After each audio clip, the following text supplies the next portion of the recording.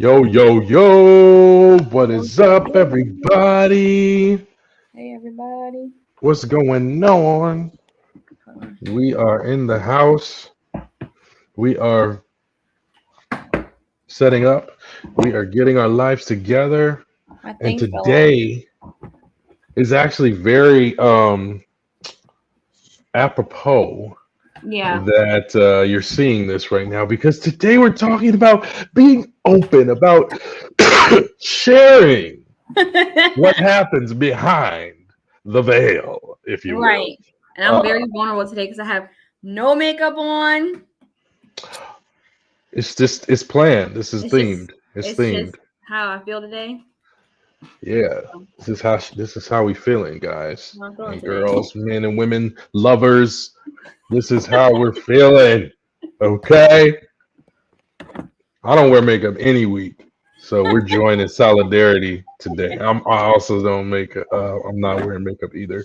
So, you know, power to the people. Power to the All right. people. Yes. Yes, indeed. Yes, indeed. Yes, indeed. So, Welcome how we back. doing, guys? Oh my gosh. Go ahead. Go ahead. Sorry, I messed up your intro. Go. Go. Go. No, I just welcome back, lovers. Welcome back to the Way Love Goes podcast. I am your girl, Tierra Monique, and I'm joined by my co-host with the most from the West Coast. Dondeez. I like that. I like how all of that rolled out. That was good. You're rolling. I didn't mess up. Yeah. Yeah. That was good. Host with the most from the West Coast. I might have to put that on something somewhere, maybe on Twitter. Put that on my Twitter. Right. Yeah. Yep. So welcome back, Yeah. you guys. We are here for another episode of the Way Love Goes podcast.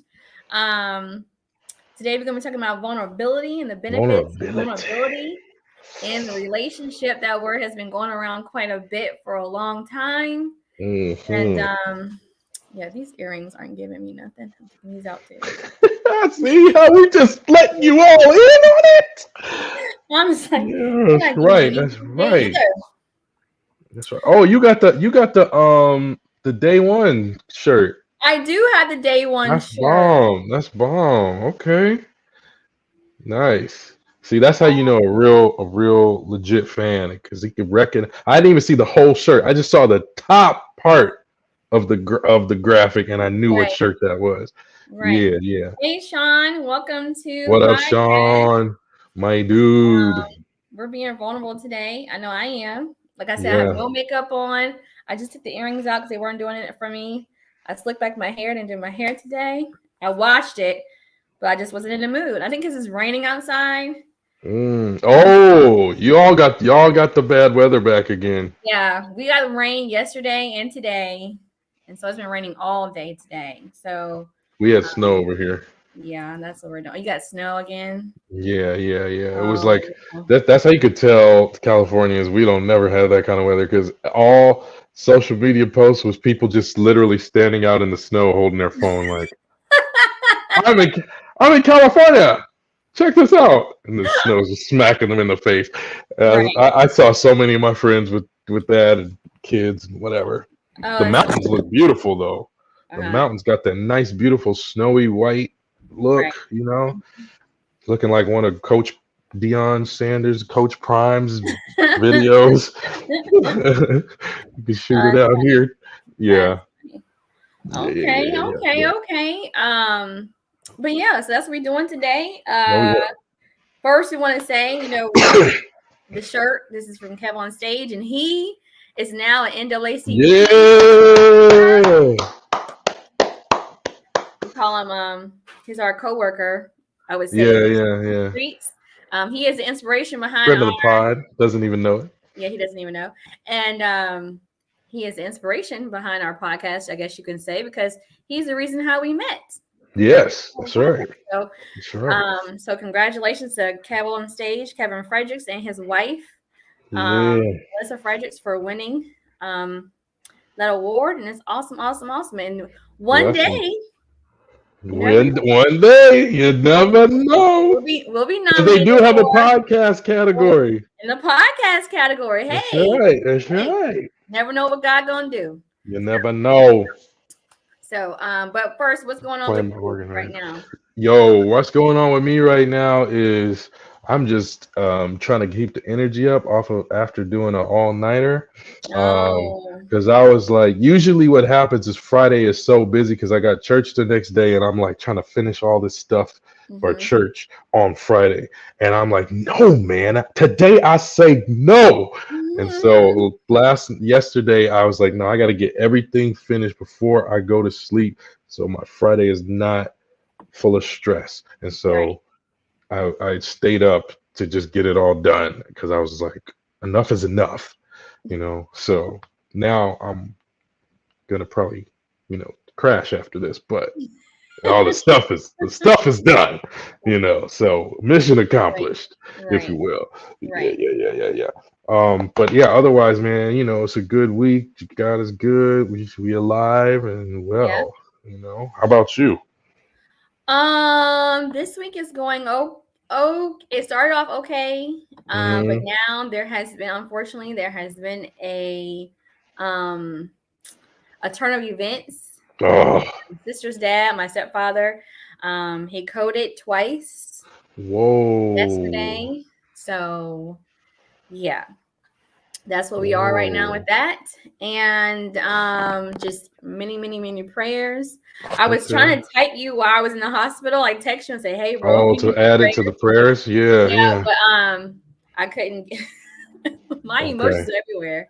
Yeah. I kind of hold it together from my sister because I didn't want to cry because she was crying already and then her grandma was crying and his my stepfather's girlfriend was crying. It was like everybody was crying. I was like, okay, I don't want to be crying too. Not because I didn't want to be vulnerable, but I just wanted to be strong for her because she was already crying. I didn't want to make it worse. Sometimes you're okay until you see like somebody else cry and then you like get worse. So that's how it was. And so that's where we are right now. And so just much prayers, you guys. I'm sending out to my sister and her family and her dad. And I mean, he's basically like a stepfather to me. The only father figure I really had growing up. So yeah, that's that. But other than that, work is work. Work is work. My productivity has gone up for work. So yay, praise God. Okay.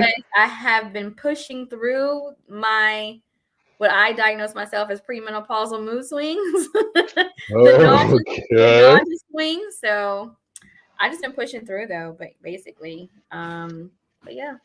Well, at least you got the outdoor AC back, right? It cooled off. It's cooled off. Days, so yes. Nice. Cooled off. It has cooled off though, yes. So yeah. But that's all that's been going on with me. That's it. I don't think I have any plans for this weekend. I do. I'm going to the Partners with Parents conference at my church. So that's going to be pretty cool. Where they're doing it. Partners with Pants? No, with parents. Oh, I was like, wow, y'all are setting the bar low. Okay. Partners with Parents. Got you. Okay. Conference at my church. Oh gosh! It's like I hope you don't have pants. Most of us do. Yeah, parents. Okay, no, that's good. That's good. Okay, so, yeah, great. That's gonna be good. So it's just basically like you get to ask all the questions you want to ask the student ministry leaders, and they get to show you like what they've been learning and what's going on and what's coming up and stuff like that. Because sometimes when you're depending on at my church, when the kids get dropped off for like the older kids, you're not really doing a lot of talking. You're just like, all right, I'll pick you up at the end. Like, because they can walk in there by themselves. They're old enough to do it. Whereas like the little ones, you have to walk them in. Yeah. So it's like basically, okay, these are the people that's teaching your kids. Yeah. Yeah. So and this is what we're talking about. So it's pretty good. Nice. That's it. All So right. yeah, so let's go ahead and get into Woo, the let's get into of the it. day. Oh, The yeah. benefits of vulnerability. I thought I had made a thing, but I did not. So Oh no, it's all good. It's all good. I put something up in there. but this is the benefits of vulnerability and love. And so that's what we're talking about today, about being vulnerable and what it looks like to be vulnerable and why it's important to be vulnerable and what the benefits are. And if you don't do it, what's the consequence of not being vulnerable? So we're gonna get into all of that. First, we're gonna go ahead and talk, and we're both gonna tell each other and you what does vulnerability look like to you. So you go first. Yeah, so my definition was yeah, it was kind of basic, but yeah.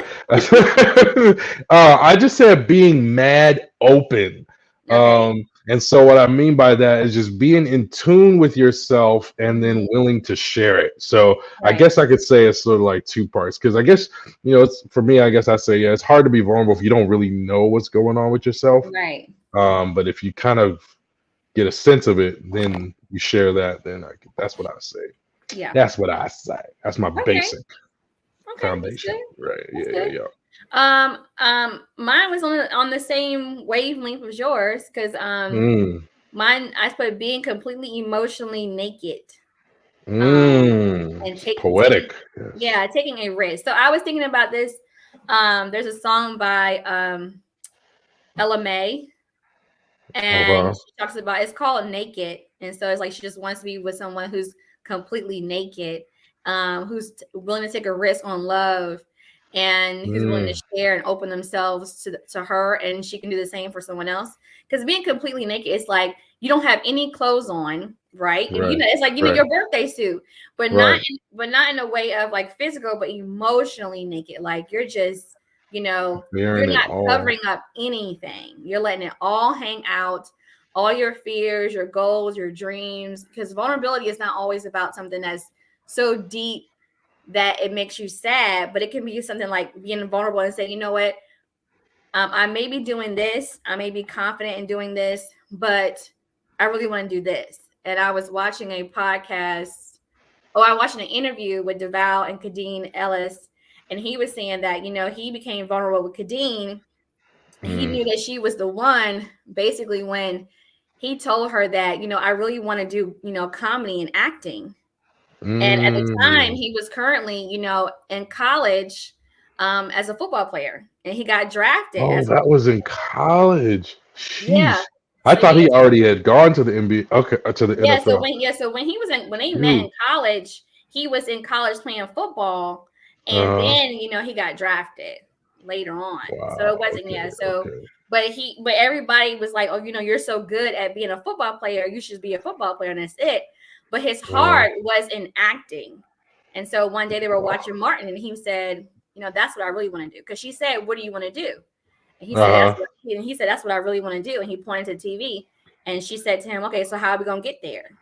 She went ahead and just teamed up with him. That's a beautiful response. Right. She didn't say, oh, what about football? Yeah, I make all that money. So, okay, well, how are we going to get there? Because true successful relationships, a true partner, someone that's really supposed to be there with you, is someone who wants to push you into your purpose and push you into your dreams, and not push you into their dreams and their purpose. Speak on and what they want for you. So I thought that was awesome. So so just being emotionally naked with someone and just letting them know, everything about you, without, covering up and trying to be something that you're not.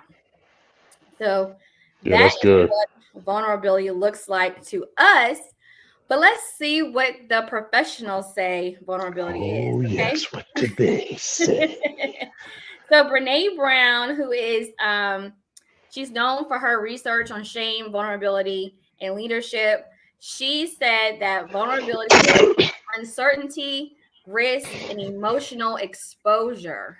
That unstable feeling we get when we step out of our comfort zone or do something that forces us to lose control. So to me, I agree, because I think both of us said the same thing, just in our own way, that you're exposing yourself. You're exposing yourself to be hurt.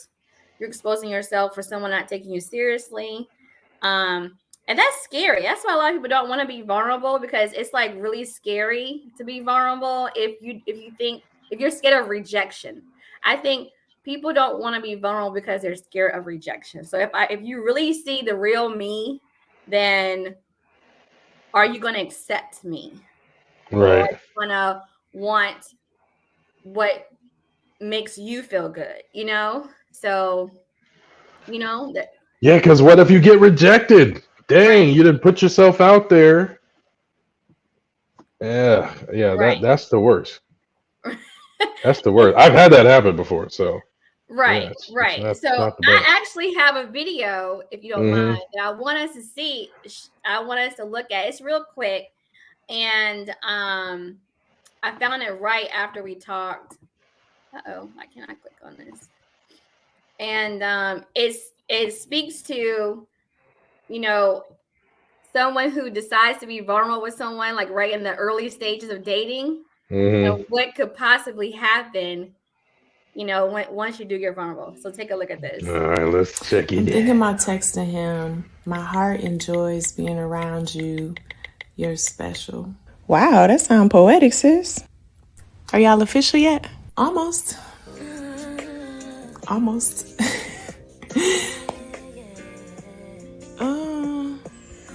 Have you text back, sis? No, not yet, sis.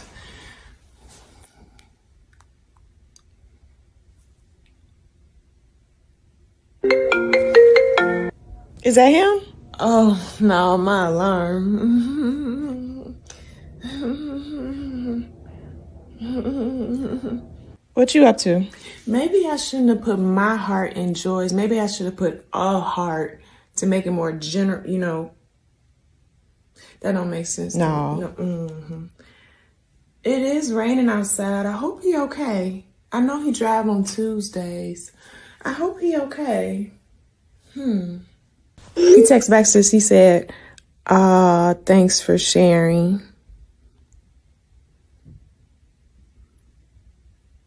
What you think that mean?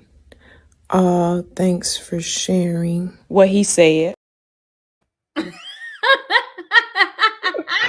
The torture. It's funny. That's just Whitney, or just Wit on Instagram. You go follow her. She's hilarious. But that is actually what happens. Like when you're really like in the beginning of a dating situation, and you go, okay, I really like him. I think I'm gonna go ahead and tell him how I really feel about him, or how I really feel about her, and then you don't get that.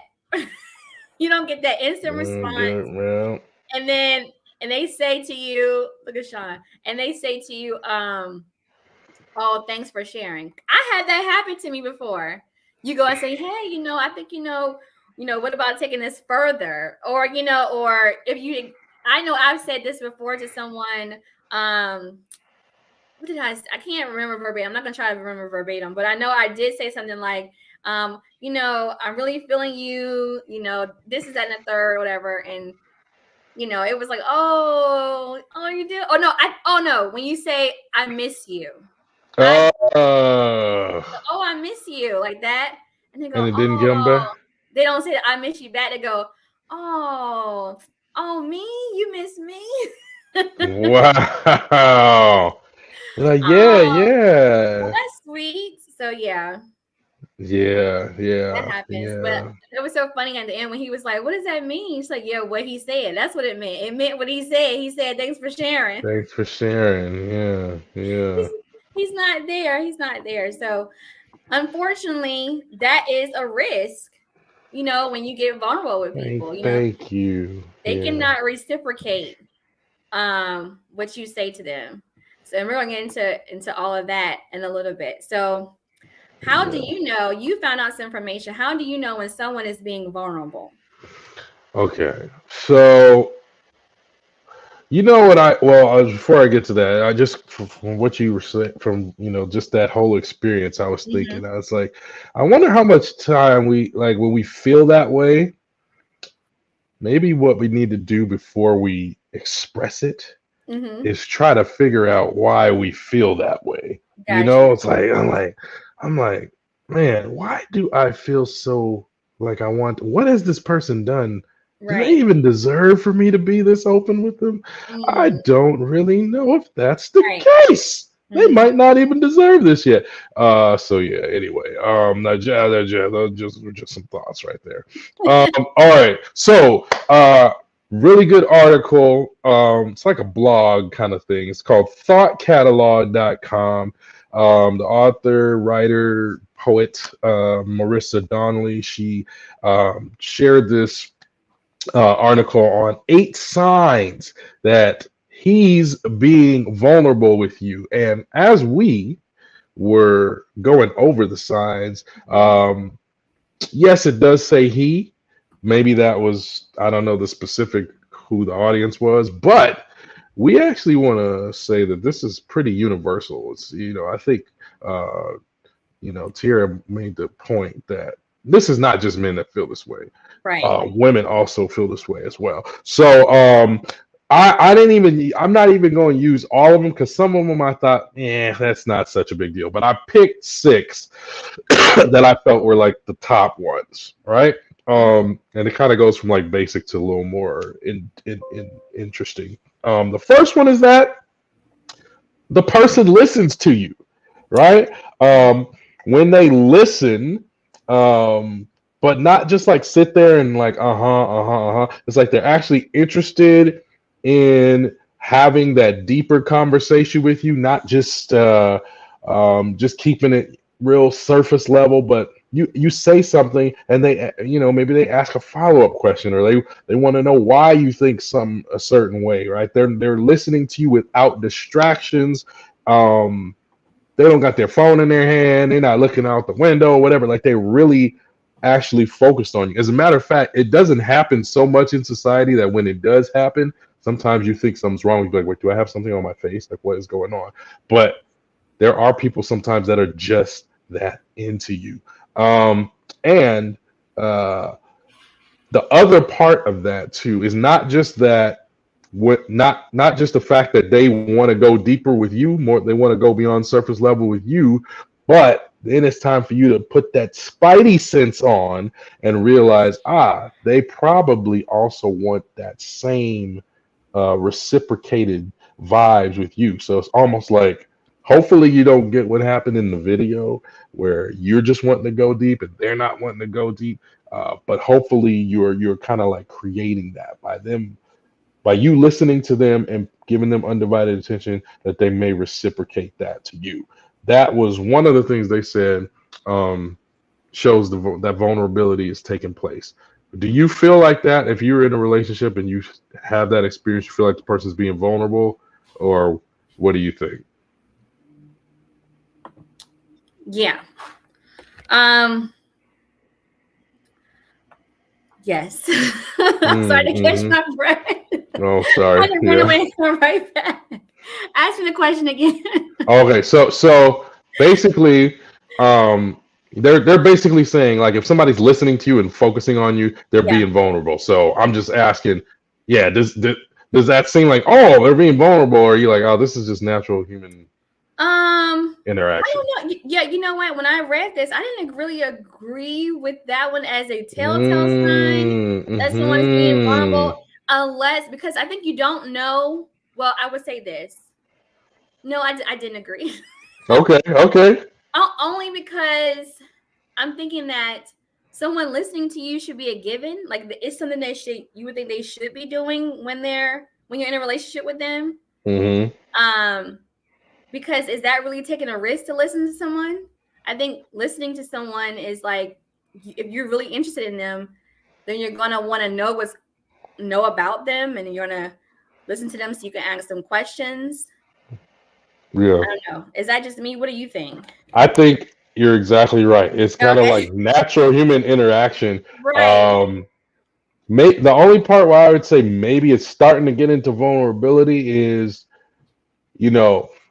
sometimes people want to know, like, they're very curious about certain weird stuff, or, right. And if they really go that far and like ask you really, really, really what's on their mind, then maybe they're starting to get there. Because a lot of times, especially when we're in relationships, we do a whole bunch of self-editing. So we may want to ask a question, or we may have a concern about something. We're like, no, I can't do that. They're gonna think I'm weird, or they're gonna get standoffish or whatever.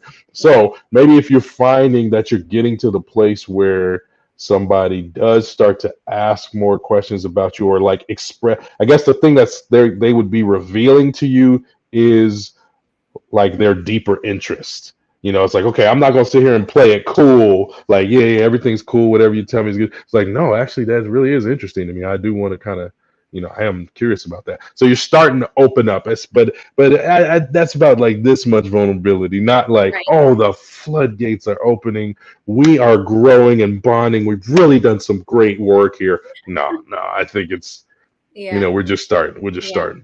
Yeah, I agree. I agree with that as far as like if they start to actually ask you questions, which shows like, okay, I'm listening to you and I really am interested in what you're saying, and I'm interested about what you're saying, because I have had some experiences where I'm talking to someone about something, or I'm being vulnerable in that instance, like, when you're getting to know people, and then there'll be like a pause, like sometimes there'll be a pause, and then I'm like, did you hear what I said? And I go, oh yeah. Yeah, exactly. Especially if you say something that would require someone to respond back. It's like what I just said would normally people would respond to what I just said. Yeah. Like if I said, oh, I was addicted to pornography, then and they're like, yeah, that's cool. Yeah. Wow, that's crazy. Wow. Right. They're not listening or something like that. So it's like, yeah. So I understand that part. I just said I was shot in my kneecap as a 4-year-old. Yeah, man, that's awesome. Cool, right? Like, what are we doing here? What? Yeah. Now this next one I would say is the flip side of that, which is the vulnerability. When they start to share secrets or personal details from their past. Yeah. Right? So if they're allowing you to see some of their own self-reflection, like their own flaws, their history, let you kind of like in on that. If they start talking, to you about things from their past that are not just good things, but also bad things, they're letting you in on that as well. If they start sharing some personal stuff, that's usually a sign that they are like, they view you as being close enough to them to be privy to that, and they want you to get to know the real them. So it's like an invitation to a more intimate connection. So I thought that was a good one. What are your thoughts? I agree because I know for being divorced for almost 9 years now, almost 9 years, you tend to repeat the same thing a lot to people. When you're getting to know someone, but then when you really find someone who you feel like is really invested into getting to know you, then you'll go ahead and start peeling back more layers of yourself and telling more about yourself. And to me, that's a actual indicator. Okay, they're telling me something that's like, especially if something embarrassing. A lot of people just come out and just say, hey, I used to do this or whatever. Because they don't want you to think of them in a certain way, especially if it doesn't feel like it's something that's going somewhere. So if someone, if I just think this is just like, if I'm just entertaining you, you're not gonna know nothing about. I'm trying to get these cheddar big base biscuits real quick. Let me go order this shrimp. But if I feel like it's going somewhere, then I open up to you and I'm really, letting you into my past, and I'm giving you the ability to judge me, because that's what the result could be is, the judgment. But if someone's really into you, they're going to be like, oh, okay. Then they're not going to judge you, but some people do judge you. But you are taking that risk, of telling someone about what's really going on with you when you're vulnerable.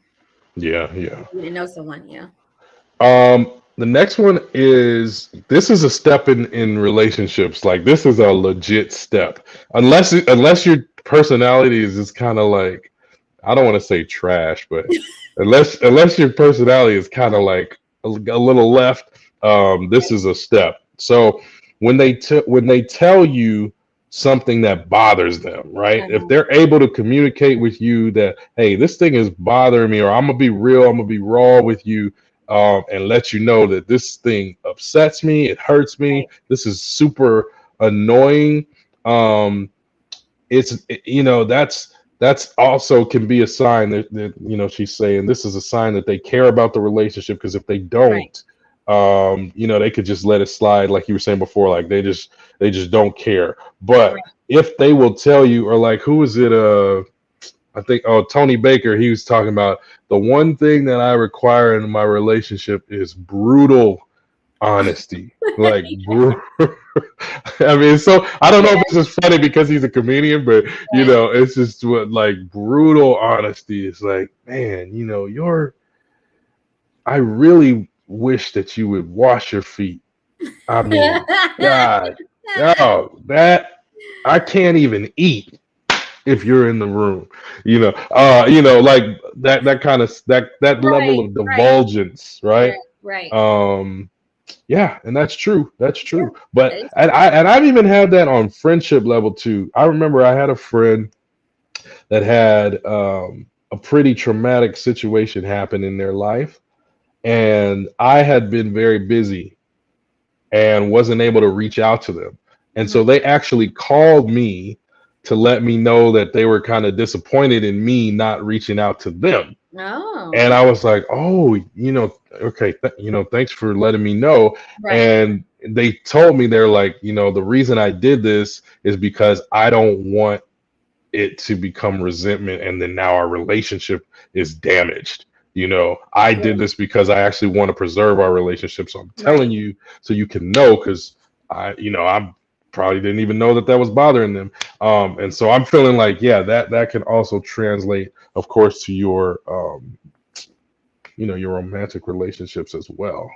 Right. Letting someone know when you hurt them, or when you like offended them, because some people just assume that and you don't know, because you may not have known that you did something wrong.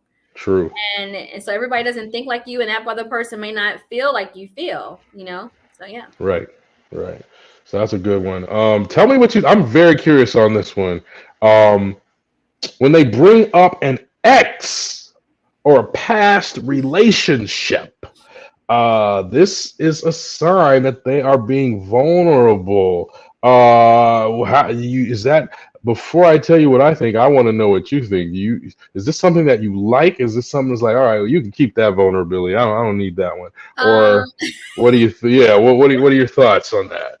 Okay, so this is another one that I did not 100% agree with, because I think there's two sides to this. So the first side is the negative side, which is he's constantly bringing her up, or she's constantly bringing him up, and it's like to the point where it's like you want to ask them, are you over them?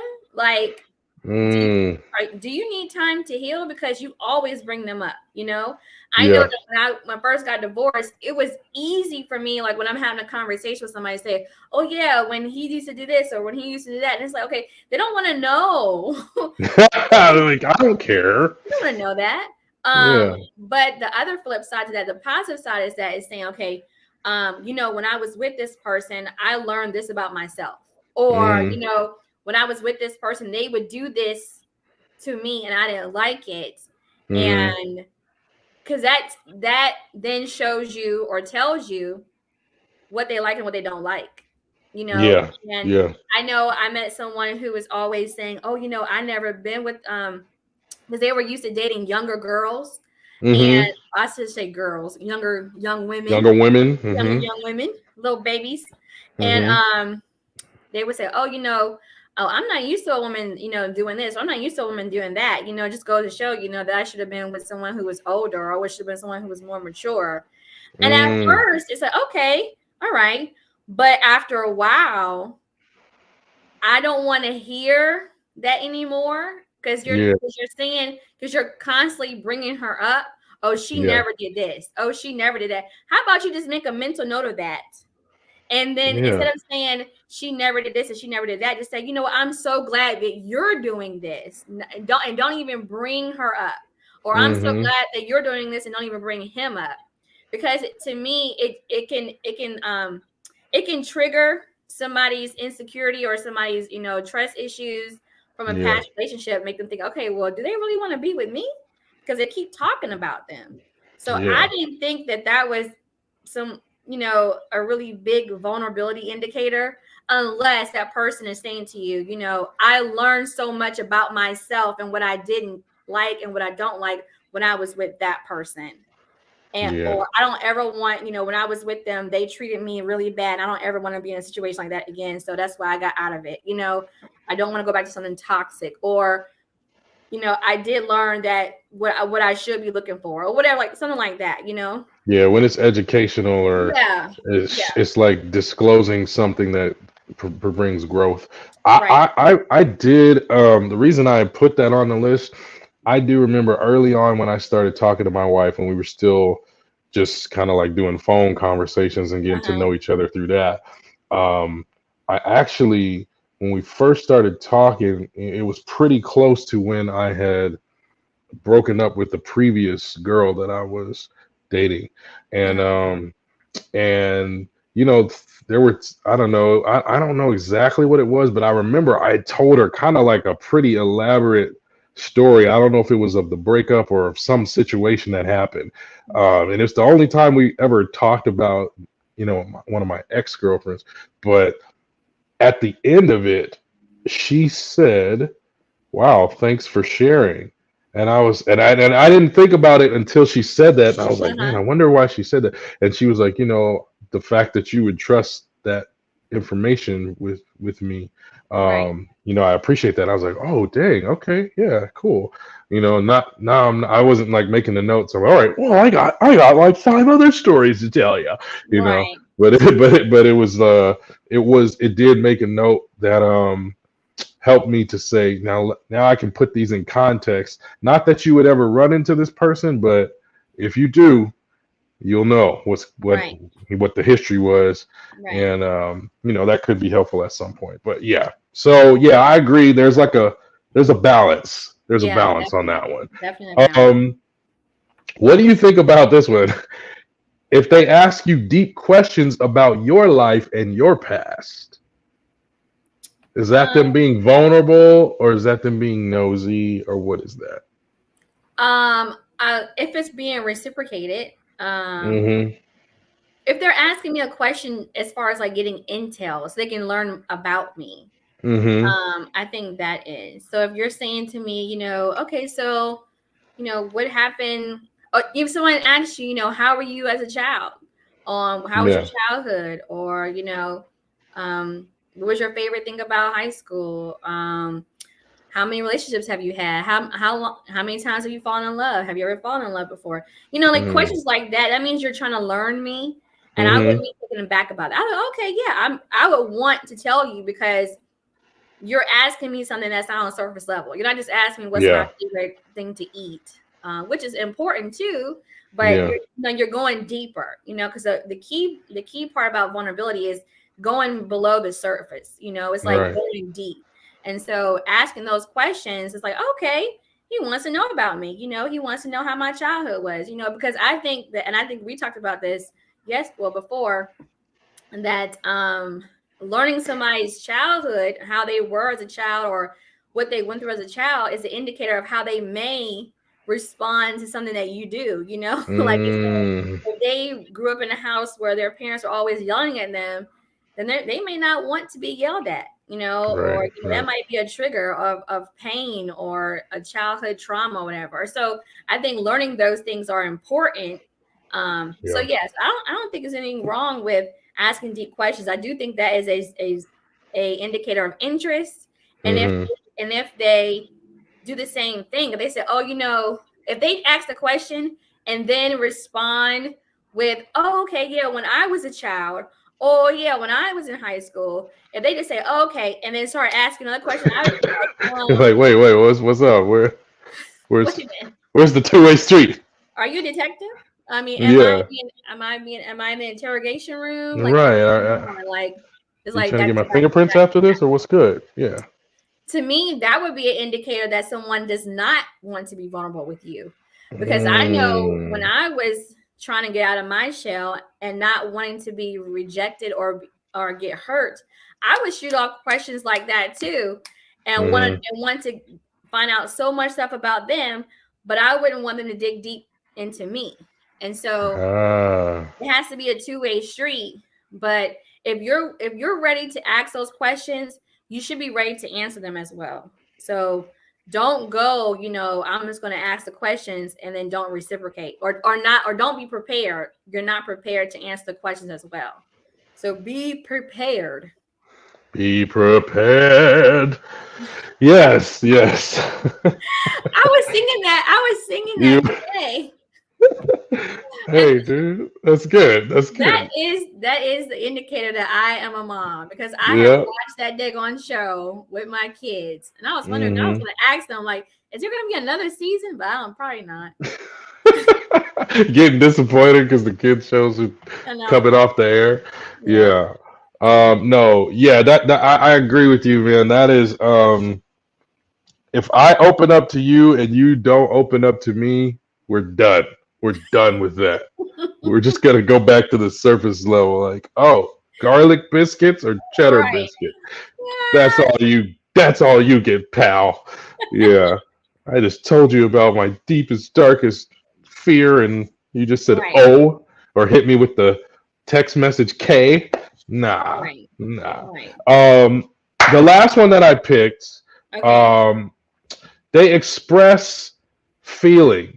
This is kind of like what we just saw. Yeah. So I guess it's like you just definitely being open. So when they talk to you about what's on their mind, if they confess their true feelings, if they tell you they love you, if they cry in front of you, that is them being vulnerable, and it means that they value you and your relationship.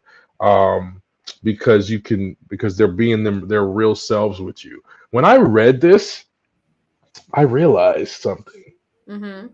I don't think that I've ever cried in front of my wife, ever. Not even on your wedding day? Oh, maybe kind of then, maybe. Not when none of your children were born? Nah, that was gross. You weren't like holding the baby like, oh my God, I'm a dad. Like the first one, you weren't like, oh my gosh, I'm about to be somebody's dad. I was like, where's the wet wipes? The wet wipes? No, I was happy, but you know what? I think maybe that's another thing too, because sometimes people use that crying thing as a gauge, but there seriously are people in the world that just don't cry. Like it's not a toxic masculinity thing or like a control thing, like let me control myself. I think there are literally people that just don't, like that's just not their natural reaction. It's not in their certain nature. Things. It's not their genetic makeup to do that. Yeah. I think that sometimes that's the case, because I was like, dude, I've been married almost 18 years. This year, 18 years. Why have I never cried in front of my wife? That's crazy. Have I just been like this emotionless wall? Nah, but I was thinking about that too, though. Because some people do like they do like a lot of expressive expressions and yeah, I have moments of that, but not that's not a general thing. Yeah. I think that's good. Especially, I know that we talked about how these things could be for men and women. But I think for men to actually express how they feel, because society has told them that it's not okay to cry, or it's not okay to tell a woman how you really feel about it, because as soon as you tell her how you really feel about her, she's gonna hurt you, or she's gonna use it against you, and vice versa. Got them by the got them by the cojones. So women tend to express themselves more easily, like we saw in the clip. When we're ready, when we feel like we want this to go somewhere else. but men not so much. And it takes a lot for men, from my experience, to open up, unless they don't have a game. Now there are a lot of men out here who have a game plan. I'm gonna tell her what she wants to hear so they can start love bombing. Right, love bombing, so they can get what they want from you. But genuine men who are trying to open up, when they do say, this is what I was thinking about you when it comes to you, and they start really telling you how they feel, I think that's a true indicator of someone trying to be vulnerable. And that's they want to go deeper. They want to go, man. See, I can't even sing the song I was thinking because it's not that kind of deeper. So anyway, were you thinking about Silk? Were you thinking about? No, I was thinking about Biggie. Deeper, yeah. Yeah, to reach what your man can't make, but that was not where we're going. Somewhere else. I was thinking the same thing, but not the same person. I was thinking Silk, the song. Silk, yes, indeed. I don't know why that group has been on my mind this whole week. I've been singing their songs, and I have not even heard their songs nowhere in my playlist. Just in there, it's subliminally. It's in there, in the atmosphere. Yeah, so much. Yeah. All right. So what happens when we yield to vulnerability? Wow. What happens? So what is the benefit of yielding to vulnerability? So what happens is that it deepens our bond with each other, and it cultivates trust. So it starts to, tap into us trusting the other person, because if I can tell you something and you really hear me and you really see me and you don't take it and try to use it against me, or you don't walk away from me because I told you that, then I feel, okay, I can trust you with this. I can trust you with this information. I can trust you with my, my deepest dark secrets, or my dreams, or what I really want to do. And that is good, because trust is not, automatic. You have to earn trust. And so don't ever think that just because someone says they like you, that means that you should trust them. They should show you signs that that they're trustworthy. It reduces feelings of shame, and you get used to being open, and you figure out how to cope with uncomfortable feelings. So being vulnerable with someone is uncomfortable. You're like, oh, I don't know how to do this. This is scary. You're walking on a tightrope, and you don't know what's going to happen. You don't know if this person's going to catch you when you fall, if they're really going to be empathetic towards you or sympathetic to anything you tell them. So it does help to reduce feelings of shame once you tell somebody something. It eases the tension and conflict between you and your partner. I found that interesting, because I guess if you tell someone how you really feel or what's really going on with you, then it would help with it would help your partner see you differently. So they won't be so easy to blame you for something or get angry at you for something if you tell them, hey, this triggers me, because if someone doesn't know and they're doing it, then okay, so this triggers me. So if I get angry, it's because of this. You be doing it hardcore and don't even know. Right. So it's so it'll help reduce the assumptions and the conflict between you and your partner. And then the last one that I picked was internal peace and relationship peace. That's so you get internal peace within yourself, because you're not holding something in that you really want to tell somebody, because out of fear of being rejected. And once you release that, it's like a big weight off your chest and off your shoulders and off your back. And you're not carrying all these bags around of your past or what you used to do, or even, being afraid to tell somebody of your dreams because you told somebody before about what you want to do, and either they stole your idea or they didn't believe in you, they didn't support you, and you're afraid to do the same thing with this new person. So it really, gives you internal peace, and it gives you relationship peace, because now this person is saying, okay, they trust me. I'm just not some fling. Some women may think they're just a fling if the man never expresses himself to them, and vice versa with the woman.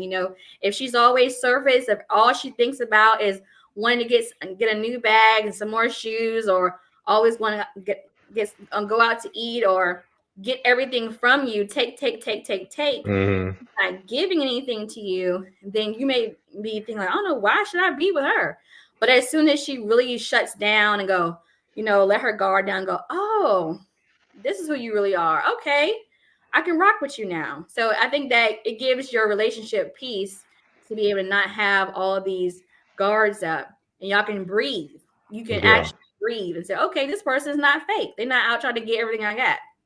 And sometimes you can sense that there's something, and you're like, man, are we at the level where I can ask? Because I feel there's something, but I don't know what it is. And I'm gonna respect your boundaries by not, trying to force my way in there. But it's still in the back of my mind as a distraction. But when it becomes, disclosed or shared or whatever, that really does like you said, let the walls down, release the tension, and probably, most likely build some closeness if you're able to work through whatever that thing is. Yeah, absolutely. Yeah. Absolutely. Okay. So what happens when you don't yield to vulnerability? What happens when you don't yield to vulnerability? So you found an article that was this article was, you know what? This is the thing. So, okay. I actually saved this article because I want to go back and like really read it. It was because what's so interesting about it is it's, if anybody knows the manosphere, this is like Fresh and Fit podcast, Kevin Samuels, all these guys, right? That have sort of this kind of like that whole alpha male term and all of that stuff, right?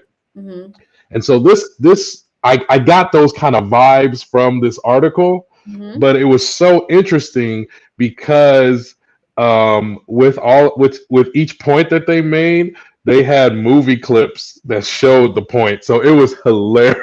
It was like they were like, "This is why you can't be a softie.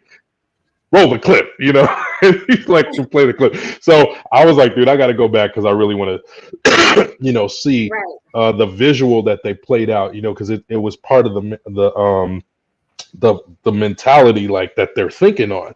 But I guess what I would say that the basic point of the article was this: sometimes it's good not to be vulnerable, especially when you need to hold a position of leadership, control, and others must depend on you. So it's kind of like still sort of in the realm of like, look, I gotta sort of have this front, and it's because of some function that I've got to put forward. So the question that I had, because I don't know that maybe that's good, maybe it's not. I kind of put it out there for us to think about, but here's how I wanted to the quote that I wanted to bring to this discussion. The article said, people in leadership positions don't always have the luxury of vulnerability in front of those whom they lead.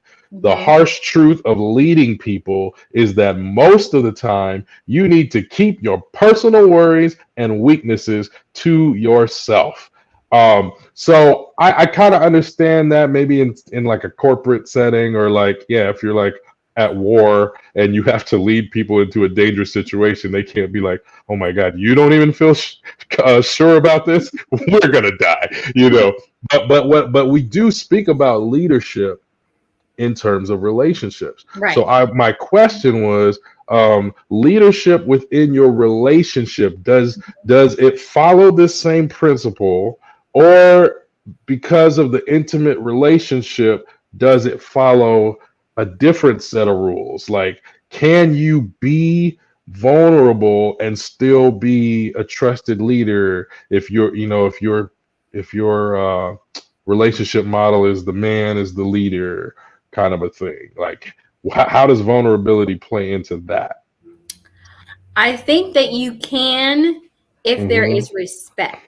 So when a woman respects a man and he's vulnerable with her, it's not going to be something where, and I want to say always, because there are women out there who will use the information that a man gives to hurt him. Okay, unfortunately. But if you know this woman respects you and that she honors your position in the relationship and who you are, then being vulnerable with her will make her want to follow you more. Because if you are willing to let your guard down and show her something that you've never shown her before, then she said, oh, okay, so he's a good, because I think that's good leadership. Not putting on a fake. I think bad leadership is wearing a mask, so that you can look like you're a leader and that you can lead and that you're strong. And no, because I think the strongest men are those who can also show weakness. So if you can show weakness, that means you also are showing me that you are strong and that you are a leader, and that in times where you don't really know what's going on, you would be willing to tell me, you know what, I don't even know what to do in this situation. I think a man who can say that to his woman, to his wife, I don't even know what to do in this situation, and I need your help. That means he's a great leader, because a person who's a great leader doesn't always know everything, and they should be willing to yield to their partner to say, I don't even know all of this. You help me, because then you're showing to your partner that you value what they bring to the relationship and you value the knowledge that they have. So I think that makes sense as far as like not wanting to be fully vulnerable in the corporate world, because you can be seen as not a great leader if you're too vulnerable. But I think that only works sometimes when it's a man. I mean, I have a manager who's vulnerable with us, and it's a group of women. And so I think that women, we move differently in that corporate world than men do. But I think that when you have a great team in the corporate world, then you are willing to let a little bit down. You don't have to tell everything, because it's still your workplace. You're not at home. But you can, show a little bit. But in relationships, I think it's very key for the leader of the house to be vulnerable, because it shows strength when you can show, this is a weak side of me, or this is my weakness, or I don't know everything. Because then it lets the woman say, you know what, I can follow him, because he will be honest with me and he will be vulnerable with me to let me know that he doesn't know everything. Man, I cannot remember what movie this. It's making me think of this movie. I think it was a Tyler Perry movie. It was a rich black family, and the plot of the movie was kind of like circulating around this rich black family's daughter's wedding or something like that. That was kind of like the main thing, and but one of the like side stories, or like the sub stories that was going, or subplots that was going on, was this tension between the husband and the wife. And the whole time it kind of was kind of like the perspective of the wife. She's a person who is like in control. She's a high society, so she's very much confident in doing things. But it was like, it kind of gave you the sense that she felt like her husband was cheating with his office assistant or something like that. And then so as it's coming towards the end of the movie and they're like tying everything up, they come to, all right, we gotta resolve this issue. And so he's sitting there with his office assistant or his administrative person, whoever, and the woman says to him, I think you got to tell her. And so she's been building up this whole movie, and she thinks he's about to like divulge that they're getting into divorce, and that she's gonna, that he's been having an affair with this woman, and so she's like ready to blow up at him, and he's like, she's like, you guys are having an affair. It's you want to get a divorce, and he's like, what? No, absolutely not. They kind of like, or they're like, no.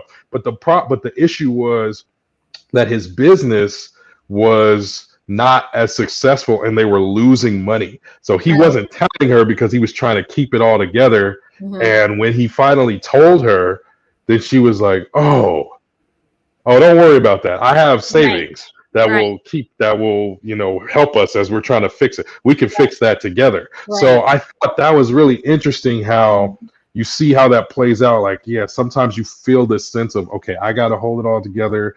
I have to be the provider, the one who's doing this. And even though it's really stressing me out, I can't share that with you because you're dependent on me. But what happened is when he divulged it, it actually brought him closer, because she was like, oh, yeah, no, I got money saved. We'll be okay. and we'll work on this together. We'll figure out, what the next moves are. And it was like just, like everything was lifted.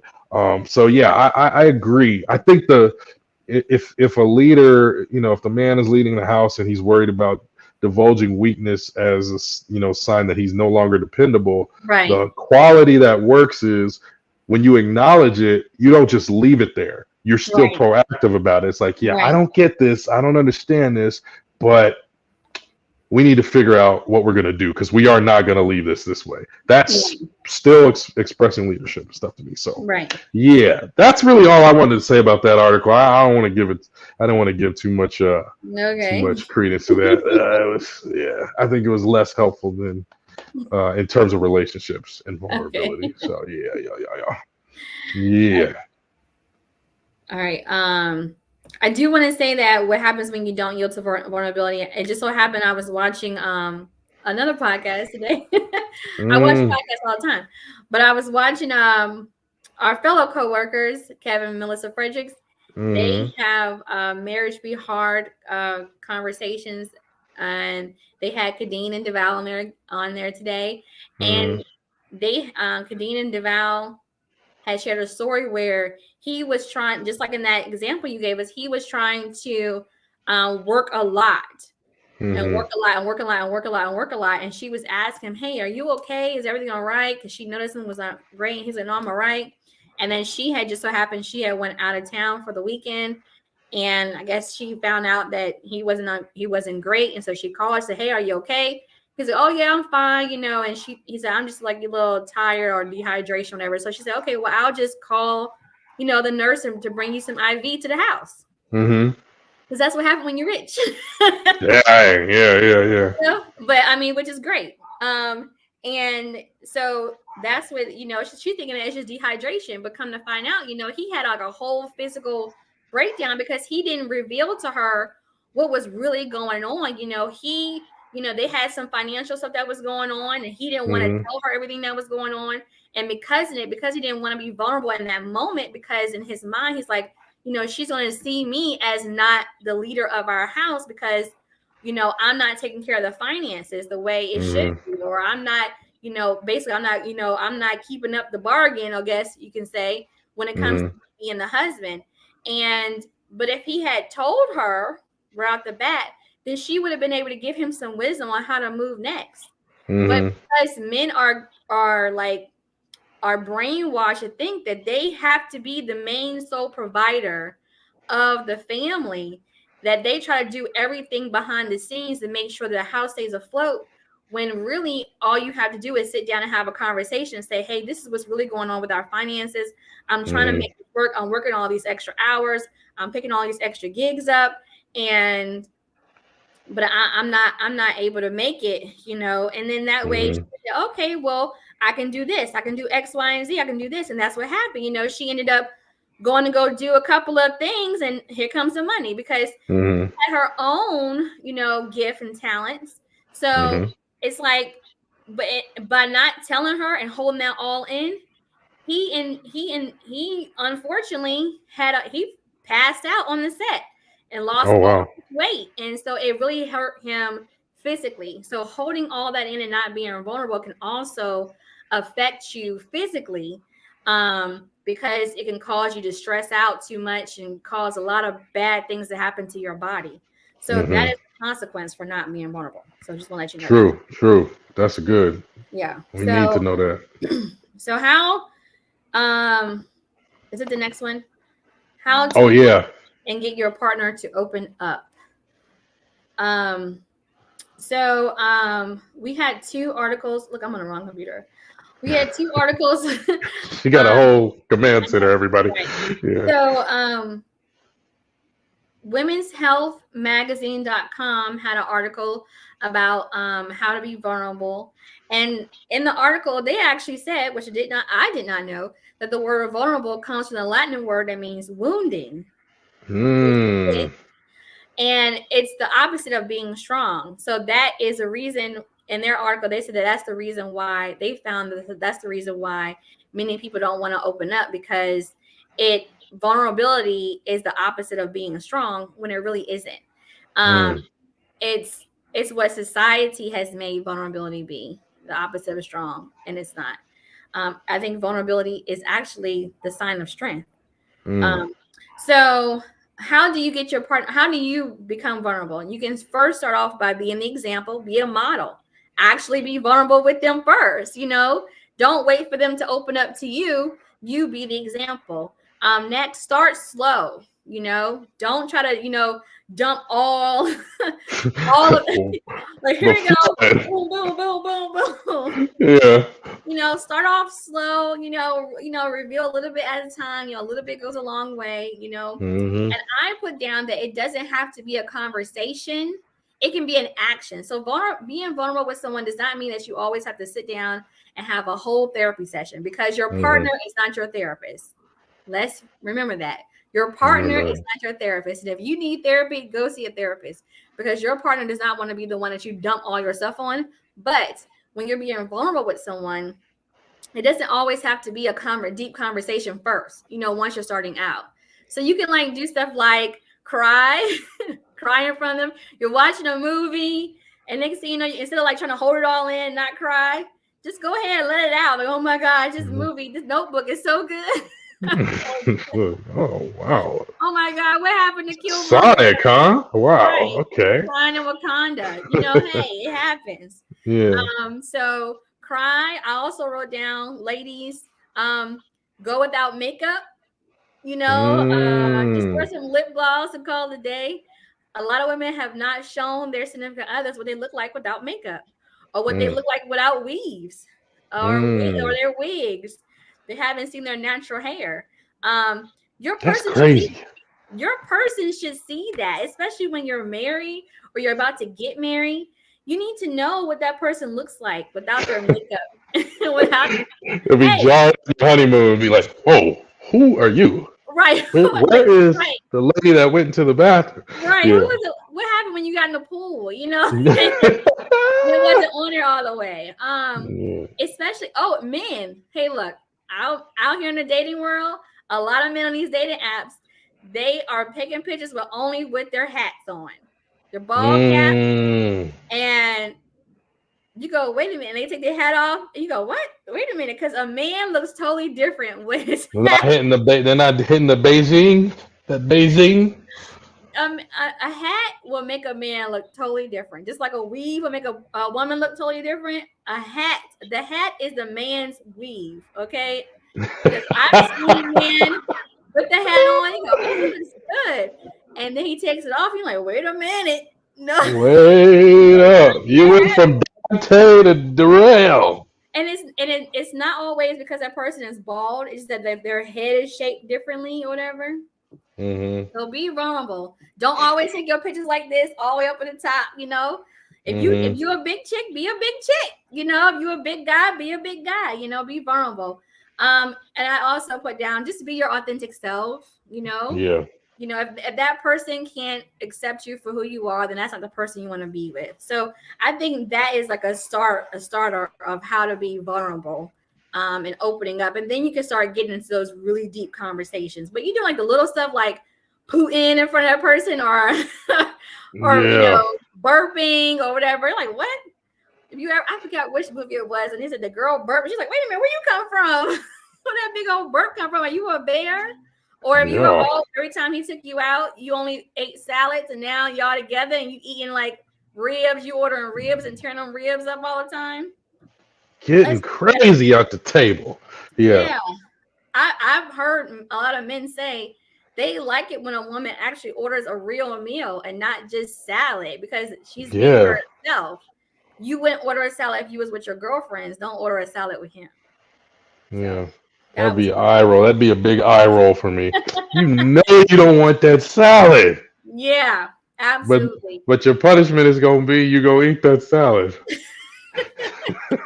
You want a front? That's what you get. Right. Be a rabbit today. Salad and some lemon water, please. You want that strawberry lemonade with the sugar on the rim, and you want that fish plate. Come on now. Right. You want those fish and chips. Exactly. Come on with it. Exactly. Yeah. So Esther Perel, who is a Belgian American psychotherapist, she has a whole blog on this called Letters from Esther Inviting Vulnerability. And I found the YouTube video for it today too. Ooh. So she does monthly workshops. Mm-hmm. And she said the questions that you should be asking, first she said questions or comments that people say to their significant other when they're trying to invite vulnerability into their relationship are, why won't you talk to me? Or they'll say, you should be telling me everything. I tell you everything. Do you though? Right. Or a person will say, don't you trust me? Why aren't you Nah, telling me? not now. Why are you asking? Nah. So she says, first, remember that vulnerability cannot be demanded. So you cannot demand someone to be vulnerable with you. You give the invitation, and then you have to wait for them to say yes or no. It's like anything else. She said, and I quote, if you want your partner to be vulnerable, if we want our partner to be vulnerable with us, we have to accept that true vulnerability is not a mandate. Yes. It's a possible outcome that grows out of closeness and trust. Okay, so just remember that. That's good. That's good. Right. So the questions that you should be asking are the questions you should be asking to yourself. She said, ask yourself, what is vulnerability? What is a vulnerability that you grapple with? Mm-hmm. What would you say is a vulnerability that your partner grapples with? What's a vulnerability what's a vulnerability that used to be a hard talk about? So it's something that was hard for you to talk about, but now it's okay for you to talk about. And what's a vulnerability that has been central to the development of your self-acceptance? So basically it's turning the tables on you and getting you to be vulnerable with yourself first. Right. Then you can ask for someone to be, or invite them to be vulnerable with you as well. But the key thing I learned in that article and in that YouTube video is that you cannot expect someone to be vulnerable with you just because you are vulnerable with them. So you have to invite them to do it. So when you say something to them, don't just say, okay, now it's your turn. It should be just like, I would like for us to have a talk, I want to talk about our childhood. Are you okay with that? Just invite them to talk about something that they haven't talked to you about yet, or that you may have shared to them and they haven't shared to you, but just don't expect it and don't let it be a mandate. I also think that if you're a person who wants someone to open up to you, then that should be a conversation that you have right in the beginning in the dating phase. You don't want to wait until you get so deep into a relationship or even a marriage that you're now having these unrealistic expectations of your partner to be open with you and honest with you about things if you did not require it in the dating phase. So if that was your non-negotiable in the beginning, that you want someone to be open with you, then you should not go into a relationship if they're not showing you that in the dating phase. So let's be real with ourselves and not break our own hearts, because we have unrealistic expectations. That's true. Break your own heart. You did it to yourself. Right. So what do you think about that? Being vulnerable with yourself first and then being vulnerable with them. That's good. I mean, that's like any solid process of building. Foundation first, and then you build up, or inner part first, and then you build out. So yeah, I think that's really good. I think that's great. That's good. I think we just got some comments. Yeah. Facts from Zeke. Hi Zeke, thank you for joining us. What up, Zeke? All right, so we're now down to our video of the week. Oh yeah. So this is from Pastor Ken and Tab Clater from Gainesville, Florida. I think they're still in Gainesville. They might be in Orlando. I visited their church some years back when Pastor Michael Todd was first coming out. Not coming out. I'm sorry. When he was coming up. When he was coming up, I think it was before the big thing. I think Zeke just said something. I'm going to go ahead and say it right quick. It's hard when a woman uses your vulnerability against you, then you don't want to do it no more. Yep. We talked about that exactly, Zeke. Yeah, so women, you have to be mindful of that. That's why our men don't want to show us their true selves, because they don't want that to come back up in an argument. That's why you told me you used to be a mama's boy and you sleep with your mama all the way until, don't do that. It's wow, sis. Wow. You don't want that. You don't want that. So yeah. I think you want to say that you have to pick the right person, but sometimes you think you pick the right person and then they reveal something to you later on. But I think that's why premarital counseling is very important. Couples counseling is very important, because it will reveal a lot of things that you did not know before, because that counselor or whoever that is going to be asking the real questions that you probably haven't asked each other yet. So like I said, this is Pastor Ken and Tabitha Clater, and he's going to be talking to her about some deep issues here.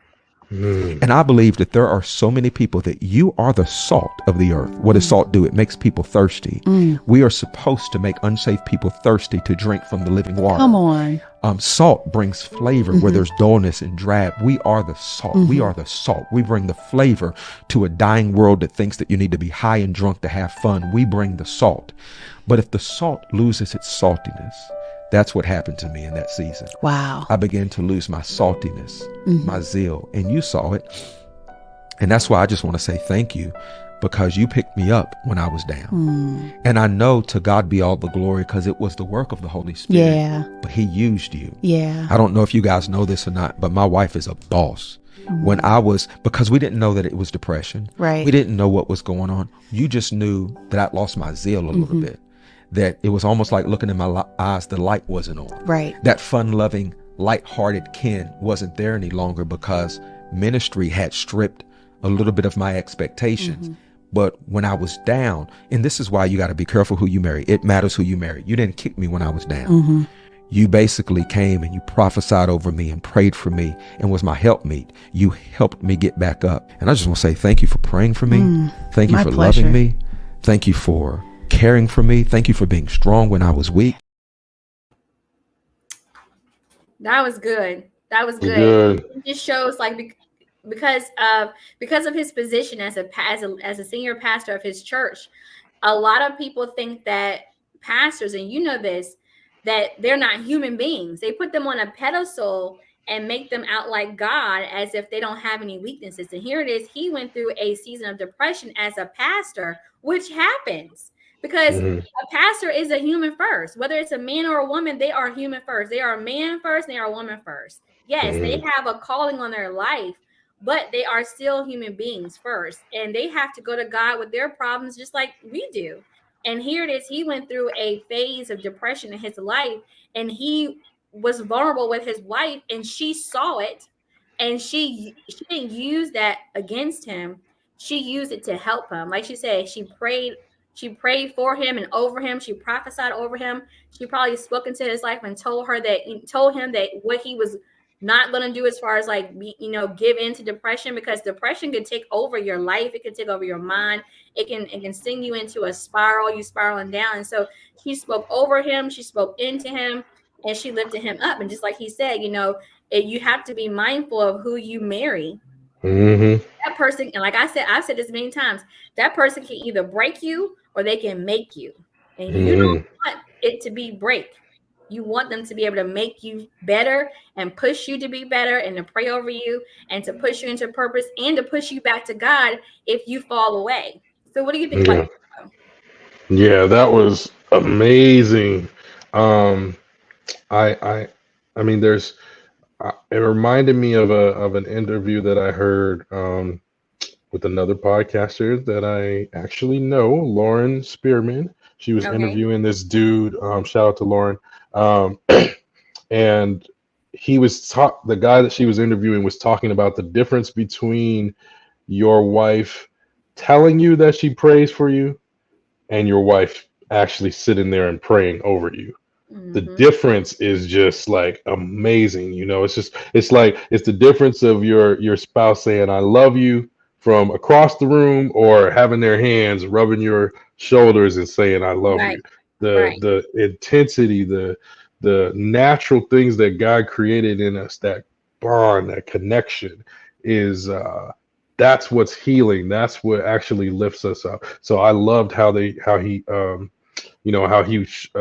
that, and I appreciated that he expressed that to her, because he could have felt the appreciation and not necessarily expressed it as well. So it was good on those levels, man. Absolutely.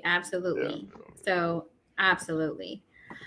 So you have a scripture for us? Yes, indeed. James Hold on. 6:15, I think it was. James 5:16. 5:16. See, there's my dyslexia coming around. Yes, 5:16. All right. It says, "Therefore, confess your sins to one another and pray for one another, that you may be what, church? Healed. The prayer of a righteous person has great power as it is working." I tell you, man, there is nothing, like you said, when you open yourself up, when you free yourself of whatever you're kind of constricting and holding, when you give it to the right people, they know what to do with it. And that's usually they lift you up, they support you, they pray for you, and all of that is the active agent that starts to heal, Right. And so, yeah, man, if you get, ask God to let you know who you can do that with. Hopefully you've married the right person, or you're in a relationship with the right person, so that you know that you can be vulnerable with them, because the best results of that is just healing upon healing upon healing. Exactly. That was absolutely on time scripture for this. That's awesome. So today's quote is, "Perfection is not the prescription for a healthy relationship. Vulnerability is." I thought about that when I was thinking of, when we were talking about that, and it came to me the other day, because I think sometimes we're so focused on being perfect for somebody that we lose ourselves and we become something that we're not.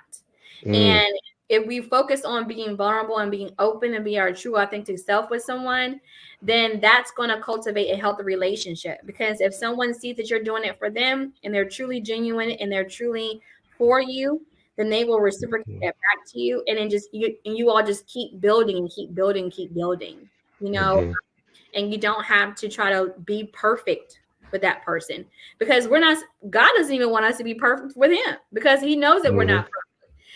So it's two imperfect people coming together to create a healthy relationship. And when you recognize that neither one of you can be perfect, and that you're not ever going to be perfect, it will help your relationship. I also want to say that I watched Ready to Love, and Nephew Tommy had said something that was similar to this. And he said the payment for love is vulnerability. Because he was saying to the contestants on the show that if they really want love, if they're really ready to love, they have to be vulnerable with people on the show. And he said the payment for love is vulnerability. And I was like, that is awesome. So shout out to Nephew Tommy of Ready to Love and the Steve Harvey Moment Show. And you have any final thoughts for us today? Yeah, open up when you can. It's healing. Right. That's it. That's it. Okay, that's good. My final thought is you keep your partner from learning about the necessary truths about you when you don't open up. So like like we talked about earlier, there's a trigger. If you know there's going to be some triggers going on, be honest with your partner about what they're saying or what they're doing that's triggering you. Because like if something happened in your childhood, or something happened when you were a teenager, or something happened when you were an adult that really shook you, you don't want that person to do that. You don't want it to be something that can make your relationship fall apart. You want to be open with that person so they can learn you.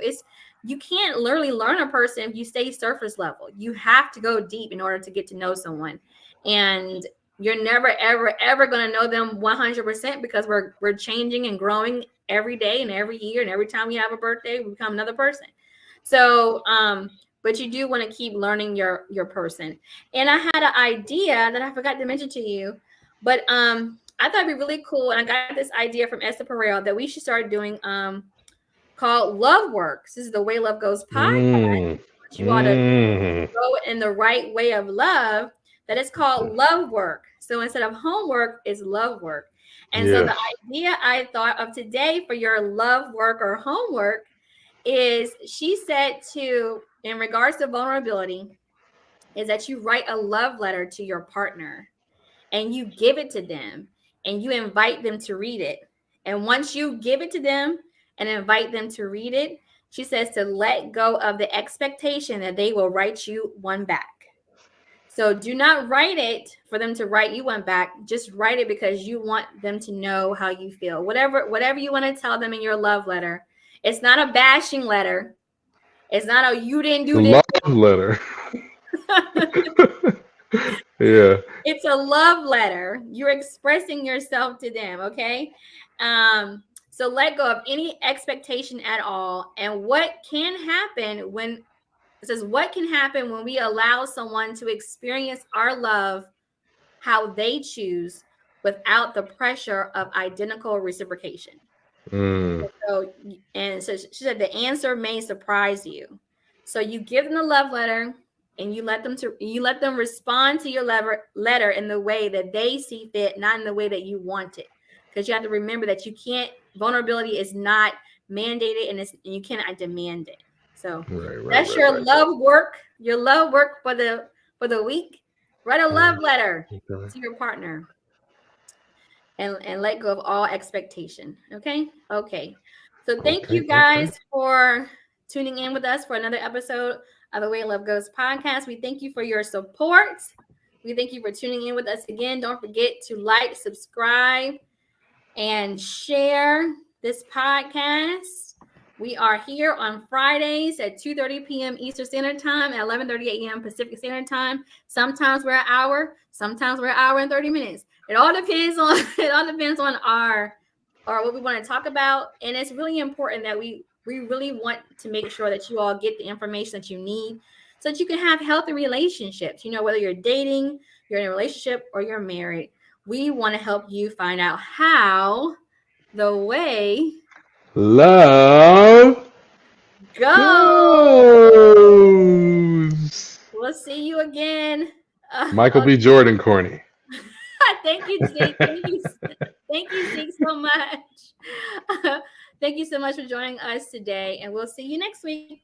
Bye. Bye.